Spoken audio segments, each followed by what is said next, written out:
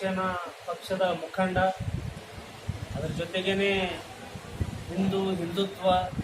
ಹಿಂದುತ್ವಕ್ಕಾಗಿ ಸದಾ ಮಿಡಿಯುವ ಜೊತೆಗೇನೆ ನಾನು ಮೂಲ ಭಾರತೀಯ ಜನತಾ ಪಕ್ಷದ ಕಾರ್ಯಕರ್ತನಾಗಿ ಇಲ್ಲಿವರೆಗೆ ಸಾರ್ವಜನಿಕ ರಂಗದಲ್ಲಿ ಕೆಲಸ ಮಾಡುತ್ತಾ ಬಂದಿದ್ದು, ಇವತ್ತಿನ ದಿವಸ ಈ ಪತ್ರಿಕಾಗೋಷ್ಠಿಗೆ ತಮ್ಮೆಲ್ಲರಿಗೆ ಸ್ವಾಗತ ಬಯಸ್ತೇನೆ.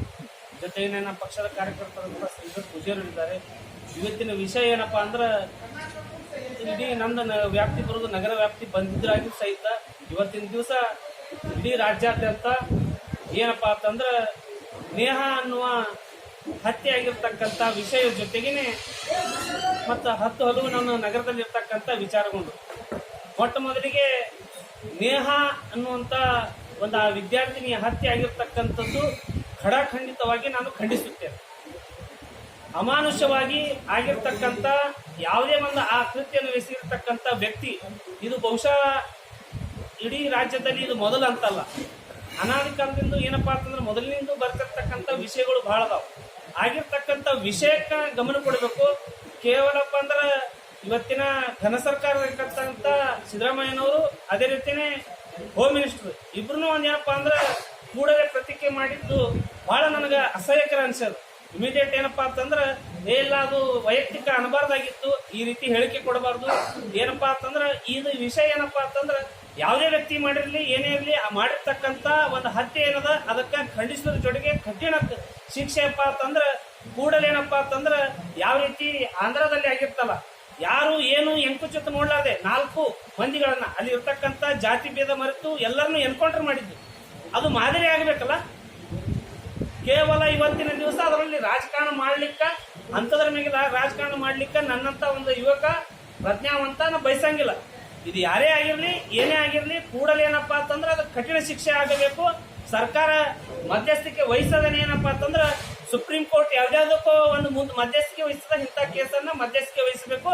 ಇವತ್ತಿನ ದಿವಸ ಏನಪ್ಪಾ ಅಂದ್ರೆ ರಾಜ್ಯದಲ್ಲಿ ಏನು ಪ್ರತಿಭಟನೆ ನಡೀತಾ ಇದೆ, ಕೇವಲ ಯಾರೋ ಹೇಳ್ತಿದ್ದಾರೆ ಅವರು ಇವ್ರು ಅಂತೇಳಿ ಎಲ್ಲಾ ಸಮುದಾಯದವ್ರನ್ನು ಯಾವಾಗ್ಲೂ ಹೇಳ್ತಾರೆ, ಮುಸ್ಲಿಂ ಸಮುದಾಯ ಅವರು ಸಹಿತ ಆ ಧಾರವಾಡದಲ್ಲಿ ಅವರು ಪ್ರತಿಭಟನೆ ಮಾಡಿದ್ದಾರೆ. ಯಾವುದೇ ವ್ಯಕ್ತಿ ಇವತ್ತು ಹತ್ಯೆ ಮಾಡಿರ್ತಕ್ಕಂಥ ವಿಷಯ ಎಲ್ಲರೂ ಖಂಡನೆ ಮಾಡ್ತಾ ಇದ್ದಾರೆ. ಅದು ಒಂದು ಪಾರ್ಟ್.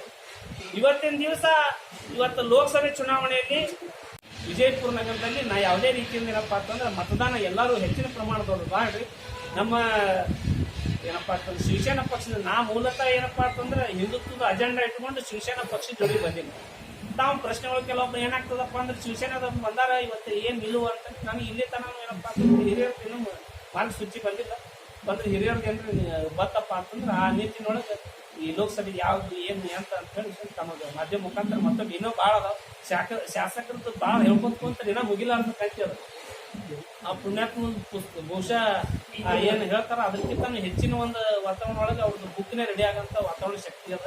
ಅದಕ್ಕೆ ಮುಂದಿನ ದಿನೊಳಗೆ ಇನ್ನೂ ಹೆಚ್ಚಿನ ವಿಷಯಗಳೊಂದಿಗೆ ತಮ್ಮ ಮಾಧ್ಯಮಕ್ಕೆ ಬರ್ತೀನಿ ಅಂತ ಹೇಳಿ ಈ ಪತ್ರಿಕಾಗೋಷ್ಠಿಯನ್ನು ಇಲ್ಲೇ ಮುಗಿಸ್ತೀನಿ. ತಮ್ದು ಏನಾದ್ರು ಇದ್ರೆ ಅದೇ ಇಲ್ಲಿ ತನಕ ನಮ್ಗೇನು ಇನ್ಸ್ಟ್ರಕ್ಷನ್ ಬಂದಿಲ್ಲ. ಅಲ್ಲ, ನಿಮ್ಮ ಪಕ್ಷ ಯಾವ ಇದರಲ್ಲಿ ಗಠಬಂಧನದಲ್ಲಿ ಅವರು ಸರ್ಕಾರ ಅವ್ರವ್ರಿಗೆ ಅಲೈನ್ಸ್ ಮಾಡ್ಕೋಬೇಕಂತ ಹೇಳಿ ಮಹಾರಾಷ್ಟ್ರದಲ್ಲಿ ಏನಪ್ಪ ಎನ್ ಡಿ ಒಳಗೆ ಕುಡಿಸ್ಕೊಂಡು ಮಹಾರಾಷ್ಟ್ರದಲ್ಲಿ ಟೋಟಲ್ ಆಲ್ ಓವರ್ ಇಂಡಿಯಾದಲ್ಲಿ ಅಲೈನ್ಸ್ ಇಂಡಿಯಾದಲ್ಲಿ ಆಗಿದೆ. ನೀವು ಇಲ್ಲಿ ಪ್ರಚಾರ ಮಾಡ್ತಾ ಇದ್ದೀರಿ, ಯಾವ ಪ್ರಚಾರ ಮಾಡ್ತಾ ಇದ್ದೀರಿ, ಯಾವ ನಿರ್ಧಾರ ಪಕ್ಷದಿಂದ ಪಕ್ಷದಿಂದ ಮಾರ್ಗದರ್ಶನ ಬಂದಿಲ್ಲ, ಇನ್ನೂ ಬಂದಿಲ್ಲ. ಬಂತಂದ್ರೆ ಆ ಚುನಾವಣೆ ಮುಗಿದ ಬಂತು, ಇನ್ನೂ ಬಂದಿಲ್ಲ ಅಂದ್ರೆ ಅದು ಪಕ್ಷಕ್ಕೆ ಬಂದ್ರೆ ಹಿರಿಯರು ಕೂಡ ನಂಗೆ ಸಂಪರ್ಕ ಅದ. ಇನ್ನತನ ನನಗೇನು ಇನ್ಸ್ಟ್ರಕ್ಷನ್ ಬಂದಿಲ್ಲ. ಬಂತಪ್ಪ ಅಂದ್ರೆ ಆ ಮಾರ್ಗಸೂಚಿ ಒಳಗೆ ಅಂದ್ರೆ ನಿಮ್ಗೆ ಇನ್ಸ್ಟ್ರಕ್ಷನ್ ಬಂದೇ ಇಲ್ಲ ನಿಮ್ಮ ಪಕ್ಷದ್ದು. ಅದು ನಿಮ್ಮ ಪಕ್ಷ ಎಲ್ಲಿಗೆ ಸಪೋರ್ಟ್ ಮಾಡ್ತಾ ಇದೆ? ಕಾಂಗ್ರೆಸ್ ಸಪೋರ್ಟ್ ಮಾಡ್ತಾ ಇದೆ. ನೀವು ಇಲ್ಲಿ ಕಾಂಗ್ರೆಸ್ ಸಪೋರ್ಟ್ ಮಾಡಿ ಪ್ರಚಾರ ಮಾಡಬೇಕಲ್ಲ? ಅಲ್ಲ, ಅದೇ ಹೇಳ್ತೀನಿ. ಮತ್ತೆ ನನಗೆ ಬಹುಶಃ ಶಾಸಕ ಯತ್ನಾಳ್ ಅಂತ ಚಟ ಇಲ್ಲ, ಅವ್ರಂಗೆ ನಾನು ಕರಿಲಾರ್ದೆ ಹೋಗೋ ಚಟ ಇಲ್ಲ. ನನಗೆ ನನ್ನದೇ ಆದಂತ ನಾನು ಒಂದು ವಿಧಾನಸಭೆಗೆ ನಿಂತಂತ ಅಭ್ಯರ್ಥಿ, ನನಗೂ ಮಾನದಂಡ ಅದ. ನನಗೆ ಮತ್ತೆ ಕರಿಲಾರ್ದೆ ನಾನು ಎಲ್ಲಿ ಹೋಗಂಗಿಲ್ಲ. ಬಹುಶಃ ನನ್ನ ಪಕ್ಷ ಮಾಡ್ತಾ ಇದೆ ಅಂತ ಹಂಗೆ ನಿರ್ಲಕ್ಷ್ಯ ಅಂತಲ್ಲ. ಅವ್ರವ್ರ ಧೋರಣೆ ಅವ್ರವ್ರ ವಿಚಾರ ತಕ್ಕಂಗೆ ನಾ ಹೇಳಿಕ್ ಬರಂಗಿಲ್ಲ. ಅದು ಅವ್ರ ವಿಚಾರ. ಪಕ್ಷಕ್ಕೆ ನಾ ಕ್ವಶನ್ ಮಾಡಕ್ ಬರಂಗಿಲ್ಲ. ಪಕ್ಷ ನಿಮ್ಮನ್ನ ನಿರ್ಲಕ್ಷ್ಯ ಮಾಡ್ತಾ ಇದೆ ಹಂಗ ನಾ ಅನ್ಕೊಂಡಿಲ್ಲ. ನನಗೆಲ್ಲ ವಿಷಯ ಮಾರ್ಗದರ್ಶನನೇ ಬಂದಿಲ್ಲ ಅಂದ್ರೆ ಪಕ್ಷ ನಿಮ್ಗೆ ನಿರ್ಲಕ್ಷ್ಯ ಮಾಡ್ತಾ ಇದೆ ಅಂತ. ಹಂಗಂತ ಎಲ್ಲ ಕಡೆ ಘಟಬಂಧನದಲ್ಲಿ ಓಡಾಡ್ತಾ ಇದ್ದಾರೆ ಎಲ್ಲ ಕಾಂಗ್ರೆಸ್ TMC ಎಲ್ಲರೂ ಕೂಡಿ ಒಂದಾಗಿ ಇಡೀ ದೇಶದಲ್ಲಿ ಚುನಾವಣೆ ಓಡಾಡ್ತಾ ಇದ್ದಾರೆ, ವಿಚಾರಗಳು ಮಾಡ್ತಾ ಇದ್ದಾರೆ. ಬಿಜಾಪುರದಲ್ಲಿ ನಿಮ್ಮ ಪಕ್ಷ ಕಾಂಗ್ರೆಸ್ ಸಪೋರ್ಟ್ ಮಾಡಿ ನಿಲ್ಬೇಕಾಗಿತ್ತು. ಆ ನಿಟ್ಟಿನಲ್ಲಿ ನೀವು ಏನೋ ಪ್ರಚಾರ ಮಾಡಲ್ಲ. ಹಾಗಾದ್ರೆ ಪಕ್ಷ ಬಿಜಾಪುರದಲ್ಲಿ ನಿರ್ಲಕ್ಷ್ಯ ಮಾಡಿದೆ. ನಿರ್ಲಕ್ಷ್ಯ ಮಾಡಿದಂತ ನನಗೇನು ಅನ್ಸಿಲ್ಲ. ಯಾಕಂದ್ರೆ ನೋಡ್ರಿ ಎಲ್ಲಕ್ಕೂ ಸಮಯ ಇರ್ಬೇಕಲ್ಲ. ಅದಕ್ಕೆ ನೋಡ್ರಿ ಕೆಲವೊಂದು ಅವ್ರದ್ದಾದಂಥ ವಿಚಾರಗಳು ಇರ್ತಾವೆ. ಯಾಕೋ ಏನೋ ಅಂತ ನಾ ಹೇಳಿಕ್ ಬರಂಗಿಲ್ಲ. ಪಕ್ಷದ ಆಂತರಿಕ ವಿಷಯ ಅದು ಅವ್ರು ನಿರ್ಲಕ್ಷ್ಯ ಮಾಡ್ಯಾರ ಅನ್ನೋದು ನಾ ಹೇಳ್ಬೇಕು, ನೀವಲ್ಲ. ನಿರ್ಲಕ್ಷ್ಯ ಮಾಡ್ಯಾರ ಅಂತ ನನಗೆ ಅನ್ಸಿಲ್ಲಲ್ಲ. ಅಲ್ಲಲ್ಲ, ನಿರ್ಲಕ್ಷ್ಯ ಮಾಡಿದಾರ ನೀವು ಈ ಸಂದರ್ಭದಲ್ಲಿ ನಿಮ್ಮ ಪಕ್ಷ ಏನೂ ಹೇಳೇ ಇಲ್ಲ ಅಂತಂದ್ರೆ ಅದು ನಿರ್ಲಕ್ಷ್ಯಕ್ಕೆ ಒಳಗಾಗಿದೆ ಅಂತ ಅರ್ಥ. ಚುನಾವಣೆ ಇನ್ನೂ ಮುಂದದ, ಇನ್ನ ಕಾವು ಮುಂದದ, ಇನ್ನ ಎಲ್ಲಿ ಅನ್ಸುದು, ಇನ್ನ ಚುನಾವಣೆ ಮುಂದದ, ಇನ್ನು ಮ್ಯಾಚ್ ಸ್ಟಾರ್ಟ್ ಅದ. ಇನ್ನ ಎಲ್ಲದಾರ ಹೇಳ್ರಿ, ಯಾರಲ್ಲಿ ಕಾಂಗ್ರೆಸ್, ಎಲ್ಲಿ ಬಿಜೆಪಿ, ಎಲ್ಲದ ಇಲ್ಲಿ ಉಳಿತಿದ್ದು ಇನ್ನೂ ನಡೆದಿಲ್ಲ. ಇನ್ನ ಇವತ್ತೇನಪ್ಪ ಅಂತಂದ್ರೆ ನಾಮಿನೇಷನ್ ಹಿಂದೆ ತಗೊಳ್ಳೋದಂತ ಇನ್ನ ಸಂದರ್ಭ ನಡೆದ.